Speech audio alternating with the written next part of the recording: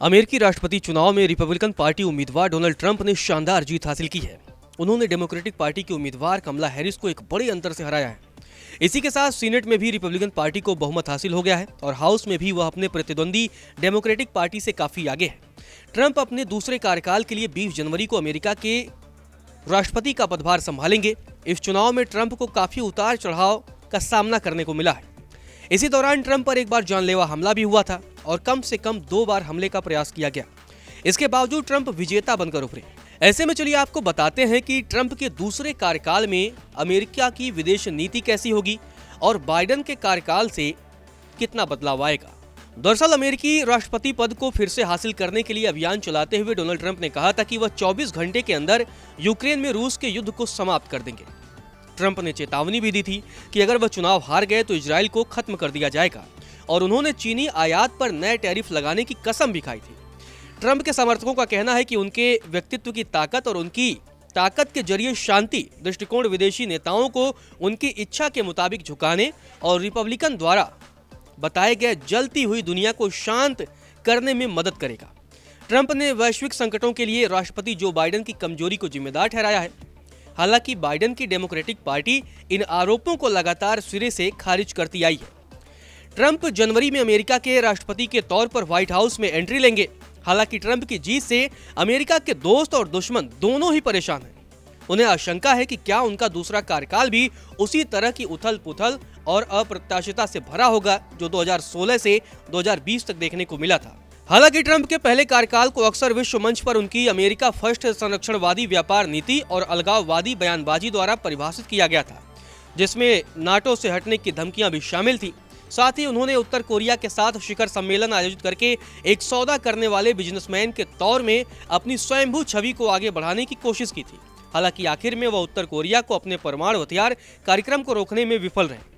उन्होंने अपने पहले कार्यकाल में इजराइल और कई अरब पड़ोसियों के बीच सामान्यीकरण वार्ता की मध्यस्थता की, जिसमें कुछ हद तक सफलता भी मिली। उसी दौरान इजराइल को संयुक्त अरब अमीरात, बहरीन और सूडान जैसे मुस्लिम दोस्त भी मिले। ट्रंप यूक्रेन में रूस के युद्ध पर कैसे प्रतिक्रिया देते हैं या उनके एजेंडे के लिए टोन सेट कर सकता है और संकेत दे सकता है कि वह नाटो और प्रमुख अमेरिकी सहयोगियों के साथ कैसे व्यवहार करेंगे। बाइडेन ने अपने पूर्ववर्ती के तहत नाटो और यूरोपीय देशों के साथ महत्वपूर्ण संबंधों को फिर से बनाने के लिए काम किया था। यूक्रेनी राष्ट्रपति व्लादिमीर जेलेंस्की ने भी सोशल मीडिया साइट एक्स पर ट्रंप को बधाई दी है।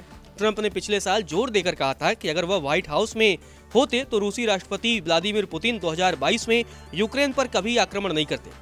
ट्रंप ने तब दावा करते हुए कहा था कि अभी भी मैं इसे 24 घंटे में हल कर सकता हूं, लेकिन उन्होंने ये नहीं बताया था कि वे इसका समाधान कैसे करेंगे। आपको बता दें, नाटो जो कि यूक्रेन का समर्थन करता है, वह भी खतरे में है।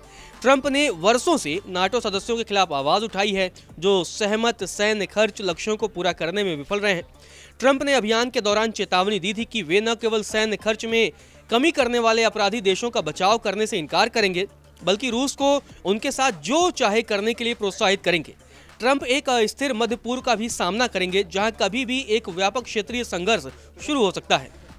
इजराइल, गाजा और लेबनान में युद्ध चल रहा है, जबकि वह कट्टर दुश्मन ईरान के हमले का भी सामना कर रहा है। इसके अलावा यमन के हूती विद्रोही लाल सागर में वाणिज्यिक जहाजों पर गोलीबारी कर रहे हैं। उन्होंने फिलिस्तीनी क्षेत्र में हमास को नष्ट करने के लिए इजराइल की लड़ाई का समर्थन किया है, लेकिन यह भी कहा है कि प्रधानमंत्री बेंजामिन नेतन्याहू को यह काम जल्दी खत्म करना चाहिए। आपको बता दें कि नेतन्याहू ट्रंप के सहयोगी हैं और व्यापक रूप से माना जाता है कि वे सत्ता में उनकी वापसी के पक्षधर रहे हैं। ट्रंप से इजराइल को हथियार देना जारी रखने की उम्मीद है, जिसका अस्तित्व उन्होंने कहा कि अगर हैरिस चुनी जाती तो खतरे में पड़ जाता।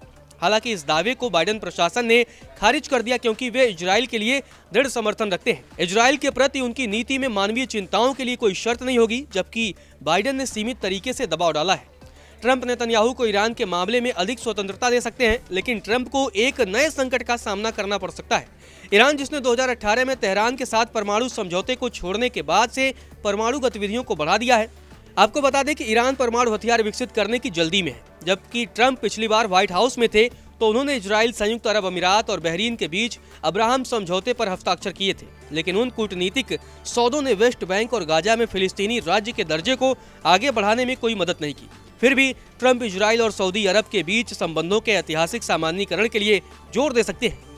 यह प्रयास उनके पहले कार्यकाल के दौरान शुरू किया गया था, जिसे बाइडेन ने भी आगे बढ़ाया है। ट्रंप ने अपने अभियान के दौरान चीन के प्रति सख्त रुख अपनाया है। उन्होंने सुझाव दिया था कि वे व्यापक प्रयास के हिस्से के तौर पर चीनी वस्तुओं पर टैरिफ बढ़ाएंगे, जो यूरोपीय संघ के उत्पादों को भी प्रभावित कर सकता है।